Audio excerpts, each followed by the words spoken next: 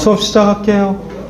오늘 메뉴에 대한 이야기를 하려고 합니다. 식사업을 하는 분들이 제일 중요하다고 생각하지만 제가 볼 땐 가장 지식이 전무한 분야, 전반적인 체계를 전부 설명을 드리려고 노력을 할 겁니다. 대신에 부족하면 여기 나와 있는 제가 쓴 책입니다. 외식사업 메뉴 경영론이라는 책이 있으니까 이 책을 참고로 해서 복습을 많이 해주셔야 됩니다, 여러분. 만약에 책 보고 공부하기 힘들다 그러면 여기 어디죠? 유튜브에 가시면 여기 지금 유튜브에도 검색창이 있습니다. 김영갑 교수라고 치면 이렇게 제 채널이 나옵니다. 김영갑 교수 TV. 지금은 뭐 사실 많지는 않아요. 동영상 52개 올라가 있는데 사실은 올해 이제 제가 처음 유튜브를 시작을 했고요. 올해 안으로 한 200개 내지 300개의 동영상을 올리려고 계획을 잡고 있고요. 여러분들의 동영상도 여기 앞으로 계속 많이 올라갈 겁니다. 이미 뭐 상권분석 전문가 과정, 외식 온라인 마케팅 전문가 과정 제자들이 발표한 자료들을 제가 여기다 계속 올리고 있고요. 여러분도 아마 여기에 들어가 보시면 메뉴와 관련된 동영상도 계속 올리도록 할 테니까 지금 올라가 있는 것도 꼭 보시고요. 제가 오늘 이제 여러분한테 이거 준비해 오라고는 했는데 오늘 안 갖고 오셨어도 돌아가시면 보실 수밖에 없을 거고, 사실 오늘 수업은 정말 실용적이고 실무적인 내용들입니다. 그런데 여러분들이 이걸 실천을 하고 있느냐, 이게 이제 오늘 우리의 수업의 과제가 되겠죠. 여러분이 오늘 배우시면서 하고 있는 건 더 잘하려고 보강을 하시면 될 거고, 혹시 안 하고 계신 건 오늘 수업을 통해서 따라 하시면 좋을 것 같습니다. 그래서 제가 메뉴북 한번 여러분 걸 이제 배우고 나서 바라보면, 야, 내가 진짜 메뉴북을 너무 형편없이 만들었구나. 아니면, 야, 이 메뉴북만 가지고 연구를 해도 내가 죽을 때까지 이것만 연구해다 죽어도 시간이 부족하겠구나. 이런 것들도 느끼게 될 겁니다. 그 다음에 메뉴 평가하는 방법도 배울 거고, 메뉴 분석하는 방법도 배울 거고, 그래서 어쨌든 오늘 공부하시고 나면 자기 점포에 돌아가셔서 오늘 배운 내용을 모두 실천해 보도록 하는 게 오늘 수업을 배우는 목적이 되겠죠. 자, 여러분, 제가 아까 말씀드린 것처럼 메뉴가 뭘까요? 그럼 메뉴는 또 어떻게 관리하는 걸까요? 혹시 이런 거 고민해 보신 적 있나요? 뭐 안 해 보셨을 겁니다. 오늘 여러분하고 저하고 고민을 해 볼 건데요. 그러면 다른 사람들은 이거에 대해서 얼마나 고민하고 있을까? 제가 항상 여러분에게 논문을 보여드립니다. 자, List4U라고 하는 학술 정보 사이트에 들어가시면 거기 메뉴, 그런데 그냥 메뉴 치면 정확성이 좀 떨어지니까 외식 메뉴 이렇게 쳐보시면 학위 논문만 1000건이 넘게 나옵니다. 학술 논문도 약 700건이 나옵니다. 그러니까 우리나라에 논문을 약 1700건이 외식 메뉴에 대한 논문들이 나와 있는데, 그러니까 학자들이 어마어마하게 연구를 하고 있다는 거죠. 그런데 여러분은 별로 고민 안 해보셨을 가능성이 많으니까 오늘부터 우리 열심히 메뉴에 대한 고민을 함께 해보도록 하는데, 자, 중요한 거, 그 고민해서 뭐 할 겁니까? 여러분도 여러분 매장, 여러분 브랜드마다의 메뉴에 대한 체계를 만드셔야 됩니다. 관리 매뉴얼 내지는 메뉴 관리 체계를 만드셔야 됩니다. 왜? 자, 오늘 수업할 내용은 새 3교시에 걸쳐서 처음에 메뉴가 뭔지 이해하는 시간 가질 거고요. 그 다음에 두 번째가 메뉴북 디자인. 어쩌면 여러분이 오늘 이 2교시에 배우는 메뉴북 디자인이 또 여러분이 가장 많이 써먹게 될 실용적인 게 될 거고요. 사실은 제일 중요한 게 마지막 메뉴 평가와 메뉴 분석입니다. 자, 오늘 수업을 하시면 여러분들이 여기 나와 있는 것 같은 능력들을 갖추는 게 오늘 수업의 목적이에요. 그런데 아까 말씀드린 것처럼 3시간 동안 여기 있는 거 다 메뉴를 기획하는 능력도 키워야 되고, 메뉴를 기획한다는 건 결국 뭐냐? 그 메뉴의 컨셉을 잡는다는 얘기거든요. 자, 메뉴의 컨셉을 잡아서 그걸 개발할 수 있어야 됩니다. 근데 보통 메뉴 개발은 누가 하죠? 예, 조리사들이 주로 많이 하실 겁니다. 조리를 하시는 분들이 메뉴 개발을 할 겁니다. 근데 여기서부터 이제 문제가 생깁니다, 사실. 원래 메뉴 컨셉을 잡는 거는 조리하는 분들이 하는 경우도 많이 있지만 사실은 실제로 성공한 메뉴들은 조리하는 분들이 설계한 메뉴가 아닌 경우가 더 많아요. 뭐 뒤에 사례에서도 많이 나올 겁니다. 그래서 보통은 이제 미국의 교과서나 이런 데서 보시면 메뉴를 개발을 하기 위해서 컨셉을 잡을 때 보통 세 사람이 함께 하도록 권장을 합니다. 첫 번째, 당연히 음식을 할 줄 아는 조리사 분이 한 분 계셔야 되겠죠. 두 번째, 기획자가 한 사람 있어야 되겠죠. 세 번째, 디자이너가 한 사람 있어야 됩니다. 이렇게 3자가 공이, 물론 여기에 이제 고객의 어떤 니즈를 반영하기 위한 마케터가 낀다 그러면 뭐 더더욱 좋겠지만 보통은 그런 역할을 기획자가 동시에 하게 되고, 그래서 최소한 3인 내지 4인 정도가 함께 메뉴를 기획하고 컨셉을 잡아서 개발하는 과정을 거치게 된다는 걸 꼭 여러분이 기억을 하셨으면 좋겠습니다. 그러기 위해서 우리가 메뉴 구성은 어떻게 하는 거고, 메뉴의 가격 설정은 어떻게 하는 거고, 메뉴는 어떻게 평가하고 어떻게 분석하는지, 그 다음에 메뉴북을 만들기 위해서 어떤 지식이 필요한지, 이런 것들을 여러분하고 한번 함께 공부해 보도록 하겠습니다. 그런데 가능하면 사실은 여기 많은 사례들을 넣으면 좋겠는데, 일단은 제가 오늘 한 6군데 정도의 사례를 준비를 했습니다. 그래서 이건 아마 앞부분에서 대부분 사례와 관련된 이야기들을 여러분에게 해드리면서 메뉴가 여러분에게 어떠한 의미인지 알게 되는 그런 내용들을 오늘 설명을 하도록 할게요. 자, 아마 시작 부분에서 여러분에게 가장 중요한 이야기를 제가 정리해서 알려드리려고 합니다. 여기 제가 이런 표현을 썼습니다. 메뉴는 정기적으로 변해야 한다. 보통은 사람들이요, 식사업 하시는 분들이 한번 메뉴를 만들어 놓고 나면 그냥 그걸로 영원히, 우리가 이런 걸 이제 전문용어로 고정 메뉴라고 합니다. 물론 약간씩의 변화는 물론 있긴 있겠죠. 하지만 이게 그냥 단순히 그때그때 약간씩의 변화로 그쳐서는 안 되고요. 여기 메뉴 구성을 항상 새롭고 신선하게 소비자들이 느낄 수 있도록 구성해야 된다. 이런 이야기가 나옵니다. 즉 정기적으로 변해야 되는 겁니다. 자, 그런데 여기 정기적이라는 기준이 어디일까요? 한 달일까요? 분기일까요? 반기일까요? 1년일까요? 자, 어쨌든 여러분들은 자기 매장의 특성에 맞게 매일 변해야 될 수도 있고요. 요즘 제일 유행하는 메뉴가 뭐죠? 제일 유행하는 메뉴. 매일 변하는 메뉴가 요즘 유행하는 메뉴입니다. 매일.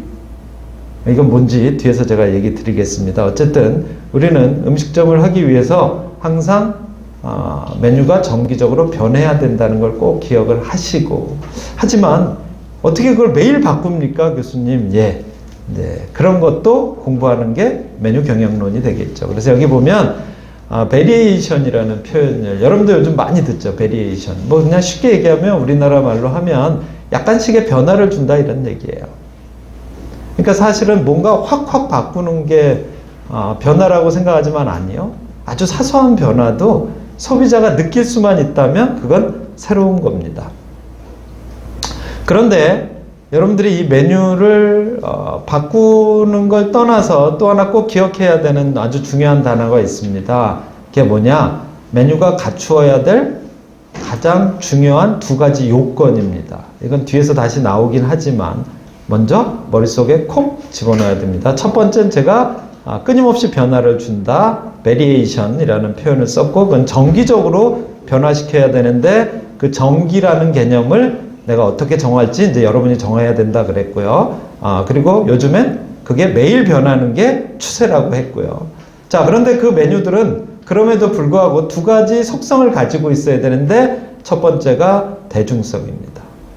그리고 두 번째가 차별성입니다. 사실은 너무 평이한 단어인데 이게 정말 실천하려면 엄청나게 어려운 단어예요. 대중적이다. 아주 쉽게 얘기하면 누구나 좋아하는 메뉴라는 뜻이에요. 어떤 메뉴가 누구나 좋아하는 메뉴일까요? 두 번째, 그런데 이율배반적인 단어가 나옵니다. 차별적이어야 한다. 이건 또 무슨 얘기냐? 남들과 완전히 달라야 된다는 얘기입니다. 어떻게 대중적이면서 남들과 완전히 다르라는 것이지 정말 어려운 얘기입니다. 그런데 제가 이제 그러한 사례들을 여러분에게 많이 보여드릴 겁니다. 예를 들면 성심당의 튀김 소보로. 아주 대중적이면서 차별적인 대표적인 메뉴의 특징입니다. 누구나 소보로를 좋아했죠, 옛날에. 그런데 그걸 그대로 똑같이 만들면 차별성이 없잖아요. 그래서 소보로에다가 안에다가 팥을 집어넣고 그걸 또 튀깁니다. 그런데 그냥 겉으로 볼 땐 그냥 소보로라는 이름을 쓰고 있고 소보로 같은 느낌을 가지고 있어요. 자, 이건 대중성과 차별성을 만들어낸 가장 성공적인 메뉴의 특징 중에 하나입니다. 뭐 등등등 여러 가지 이야기들을 오늘 우리가 해나갈 거니까, 자, 그러기 위해서 우리는 어떻게 메뉴를 만들어야 될 것인가? 제가 어쩌면 이 수업의 결론이기도 합니다. 그래서 이제 먼저 결론부터 말씀드리고 가는 겁니다. 첫 번째가 뭐죠? 우리가 아까 얘기한 것처럼 대중적이면서도 차별적인 메뉴가 되려면 첫 번째, 그것의 가장 기초가 재료입니다. 자, 예를 들면 육수를 내려고 하는데요. 소고기를 가지고 육수를 냅니다. 소고기는 하나죠. 하지만 그 소고기를 예를 들면 원산지로 따지면 수백 가지가 나올 수도 있고요. 또는 냉동된 소고기를 쓸 수도 있고요. 냉장을 쓸 수도 있고요. 어쨌든 그 식재료를 가지고 우리는 어마어마하게 다른 무엇인가를 시도할 수 있고요. 두 번째, 향신료가 또 그 차별성이나 여러분들이 원하는 컨셉을 만들어내는데 엄청난 영향을 미칩니다. 여러분이 드시는 향신료 너무 뻔하지 않아요? 우리나라 사람이 제일 많이 먹는 향신료가 뭐예요? 고춧가루, 마늘, 뭐 이런 게 향신료입니다. 그래서 어쩔 수 없이 우리 고유의 향신료를 개발하는 노력도 해야 되지만 또 기타 이미 전 세계적으로 많이 유행하고 있는 향신료들을 여러분들이 이제 먹기 시작했습니다. 예를 들면 옛날에 베트남 쌀국수 안 드셨잖아요. 마라탕 기겁을 했었죠. 그런데 요즘 어때요? 많이 드시죠? 자, 어쨌든 이제 향신료가 또 두 번째 음식을 차별화시키는 매우 중요한 요소인데 사실은 이것도 엄청난 연구가 필요합니다. 왜냐하면 여러분들은 자기 스스로가 자기가 먹지 않는 걸 자기가 메뉴 개발에 적용하려고 하는 사람은 많지 않을 겁니다. 그 다음에가 세 번째, 식재료의 조합입니다. 조합. 그러니까 그동안 여러분들이 단일 재료만 가지고 썼던 것들을 다양한 재료를 조합함으로 인해서 새로운 메뉴를 개발해낼 수 있겠다. 그 다음에 조리법도 바꾸는 방법. 이것도 이제 뒤에 가서 제가 몇 가지 사례로 말씀드릴 겁니다. 네 번째는 뭐냐? 조리법을 바꾸어 보자. 굽든 걸 쪄보고 찌든 걸 또 여러 가지 여러분들이 다른 조리법을 고민해 볼 수 있을 겁니다. 그래서 과거에는 스테이크를 굽다가 뭐 수비드라는 방법을 누군가 개발했죠. 고등어도 대부분의 음식점들이 그냥 살라만다 같은 데다 구웠는데 그걸 누군가가 화덕에다 굽기 시작했어요. 이게 다 조리법의 변형입니다. 그래서 새로운 메뉴와 같은 또 자꾸 우리는 조리를 하다 보면 메뉴를 개발하다 보면 너무 메인에만 집중하시게 되는데요. 반찬을 사이드를 잘 활용해서 새로운 메뉴와 같이 만들어내는 사람들도 꽤 많이 있습니다. 예를 들면 삼겹살집에서 옛날엔 그냥 된장만 찍어 먹었었잖아요. 근데 요즘은 뭐 멜젓을 쓰고 또는 이제 멜젓으로는 또 차별화가 안 되니까 어떻게 해요? 또 다른 자기 나름대로의 소스들을 개발해내는 것들을 발견하게 되는데, 보통은 제가 이제 벤치마킹을 하러 데리고 다녀보면 사람들이 전부 삼겹살만 보고 있습니다. 뭐 예를 들면 피자도 마찬가지입니다. 여러분들이 그런 이제 눈을, 그래서 지금 여기 나오는 7가지 요소들이 있는데, 이게 저게 무슨 말인지 이걸 몰라도요, 어쨌든 이게 머릿속에 들어가 있어야 여러분이 현장에 갔을 때 메뉴를 제대로 바라보실 수가 있어요. 그러니까 아까 내가 얘기한 게 처음에 뭐가 있었어요? 그러니까 향신료를 알아야 이 메뉴를 분석하실 수 있어요. 그 다음에 어떤 재료를 어떻게 믹싱해서 어떻게 조리하는지를 알아야 메뉴를 개발할 수 있어요. 또 얘기한 것처럼 반찬류를 이 메인과 어떻게 결합시켰을 때 가장 맛있게 먹을 수 있다고 느끼게 만드는지에 대한 지식이 있어야 메뉴를 개발할 수 있어요.